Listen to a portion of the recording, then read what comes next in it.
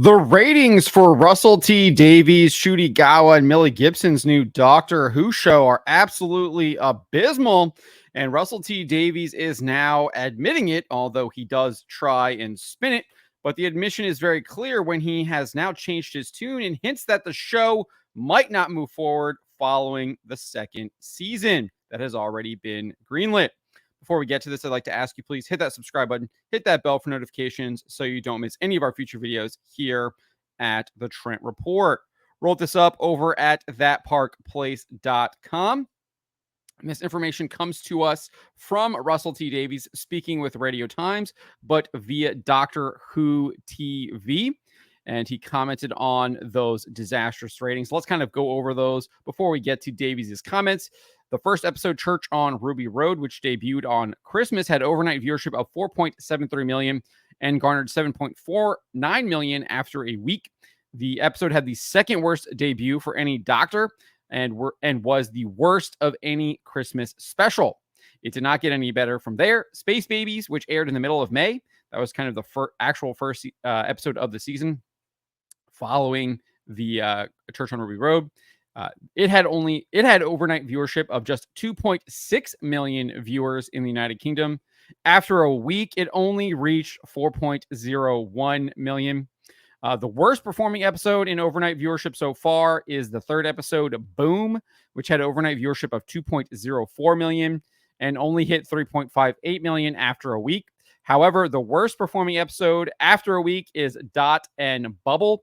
The episode had overnight viewership of 2.12 million, but after a week, it only hit 3.38 million. The most recent episode, Rogue, I didn't include it in here because we don't have the 7-day figure. We only have the overnight, which is at 2.11 million. So if it follows the trend of Dot and Bubble, it might actually be lower than Dot and Bubble, and then it's potentially it will go down even further. After that, on top of the show, doing abysmally in the United Kingdom, it has not even charted on the Nielsen charts a single week in the United States. And the show airs on Disney Plus in North America. And Disney has not released any viewership numbers for the show whatsoever. It has not charted on any kind of charts that I've seen, Illuminate, Nielsen, or even Samba TV. That's how bad it is here in North America. So with that out of the way, let's get to what Davies had to say here to Radio Times. He says, "I'm very proud of it. You know, they might not be the ratings we love." There you go. There is the admission that the ratings are trash, not the ratings we love. But he's going to try and spin it as a positive, even though this is a massive, massive negative. These people are always trying to do this. They can never admit the truth because they want to push their propaganda as good when people are clearly rejecting it and saying, no, this is not good. He goes and says, "We always want higher, but they are building over the 28-day period. Episode 1, Space Babies, is already up to 5.6 million and counting. So it is getting there." So again, he's saying it's 5.6 million now. That's only about 1.5 million after the first week. That's absolutely atrocious. That is terrible. And he's trying to spin this as a positive, but he does. In my opinion, he tacitly admits here by saying not the ratings we love is an admission that they're trash. He goes on and says that it is reaching a younger audience. He says, "I was brought back in to bring in a youthful audience. That's been massively successful. The audience no one ever gets are the under 30s. They just don't watch television anymore." That's absolutely not true. They clearly still are watching television, but those figures are astronomical for Doctor Who. It's their top program in that bracket. And so YouTuber, novelist John Dilrose, he explains how this is a cope and lie. He says, "Now notice how he doesn't give figures for this because he's lying." Right, remember, he does give the figures for Space Babies, but he doesn't give the figures for how many people in that under 30 demo are actually watching. Well, why would you give the numbers for Space Babies, not give us that younger demo numbers? And I think that's because they're probably really bad. And he is lying.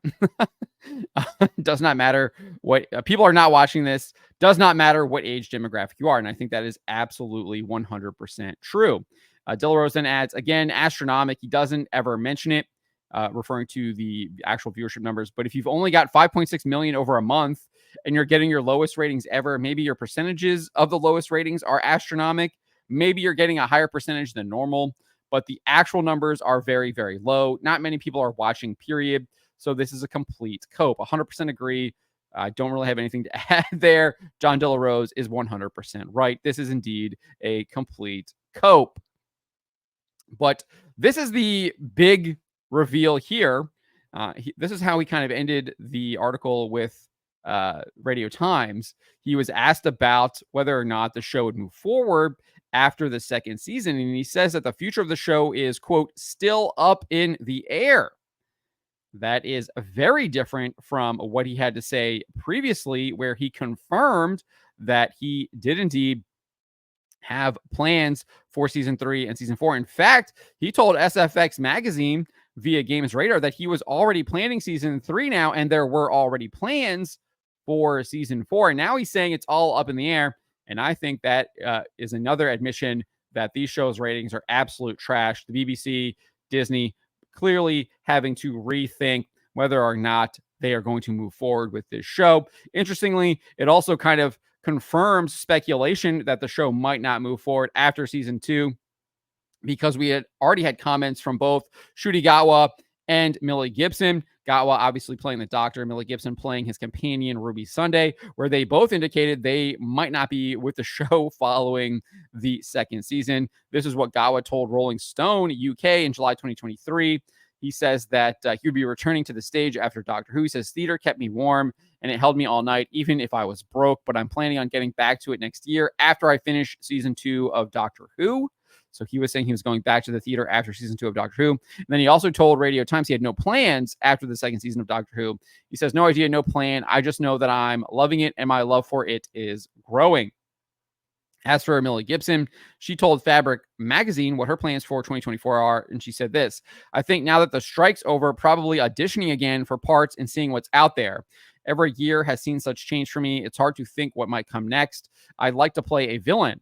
If not that, I think I'm really intrigued by biopic roles that you really need to research. I think that would be a great challenge. I don't know. I think I'm just excited to see what's to come. Obviously, no mention there of continuing with Doctor Who. So again, I think that we have a number of admissions here that this show is an absolute disaster.